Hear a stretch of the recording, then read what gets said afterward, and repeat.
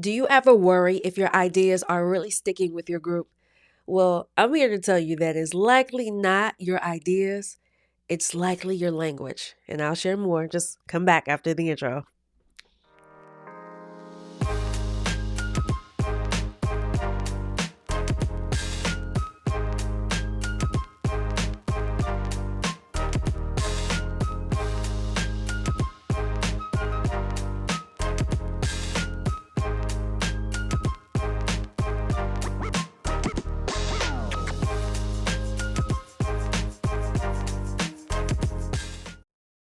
Let's talk about something that's costing leaders every day, and that is the choice to use complex language over simple words. And before I jump into that, I want to introduce myself. I'm Linnita Hosten, and organizational leaders hire me when they're ready to communicate more confidently so that they can effectively lead their teams. Now, I want to start with a reality check. The average American reads at the eighth grade level. The average attention span is about 8.2 seconds, and it gets better. The average person only retains about 10% of what they read. Knowing all of that, I hope that gives you some context into why simplicity will always win over complexity. When I teach public speaking classes, we often talk about the power of simplifying your language and usually creating your own language with your audience. So it's using terms that you associate or to using terms that you're defining. And when we choose to use words like, we want to leverage the synergistic opportunities, the only thing that we're doing is causing a listener to try and decode what was just said. Great communicators, when they speak, there's no decoding. Well, let me rephrase that. The decoding that takes place is instant because the language that's being used can be processed rather quickly. It's why some people have their favorite presenters.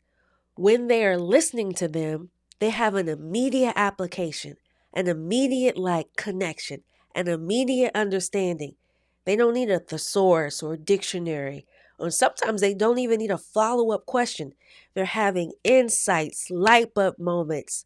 They're having them consistently, likely because the language that's being used is one that's easy to understand. So that is why simplicity will always win over complexity. So I know your next question is, okay, well, Anita, how do we simplify it? Well, let's just start here. I'll pull some really funny, I think they're pretty funny, examples of alternatives that I think that we can use. These are things that are oftenly used inside of a workplace. So here's one.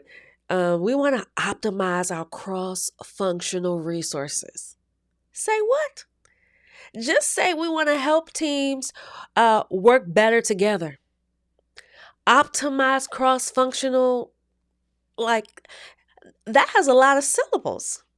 We want to help teams work to better. We want to help teams work better together. Simplify. Instead of saying we want to implement strategic frameworks, we might say we want to create a clear plan. Think about the language that you're using. Would an eighth grader understand what you are sharing without you having to come in and add a clarification? Here's another one. We want to leverage our core competencies. Just say we want to get good at the things that we're good at so that we can reach our goals consistently. Now, some may say, well, why are we diminishing the complexity of our language? Should we do the reverse and use the language to build up the vocabulary of others? Now, this is an area that I am very skilled at. I love teaching vocabulary, but I am very clear as a public speaking coach when I coach people.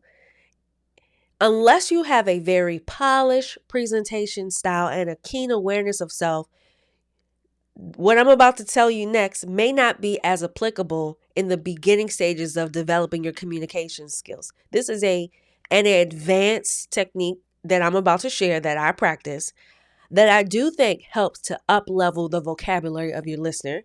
And in lieu of solely using plain language, using the complex language with explanation.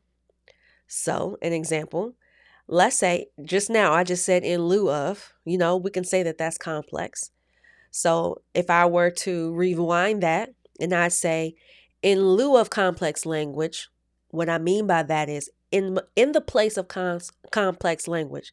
So, every time you find yourself sharing a term or a word or vocabulary that may not be commonly known, you immediately define it. So, if you have an awareness that you're using complex language, absolutely apply this. Super helpful.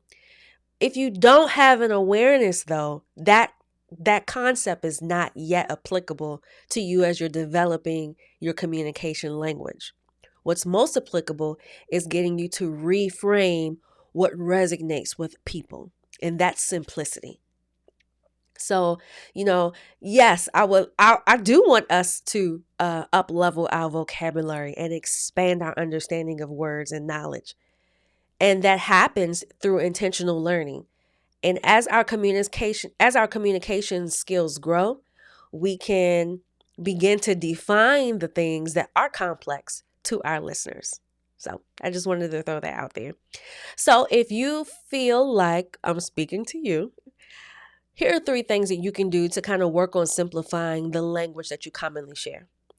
All right, so when you're preparing for remarks or presentations, especially things that are highly technical, I want you to prepare to record what you're going to say. Say it the way you plan to say it.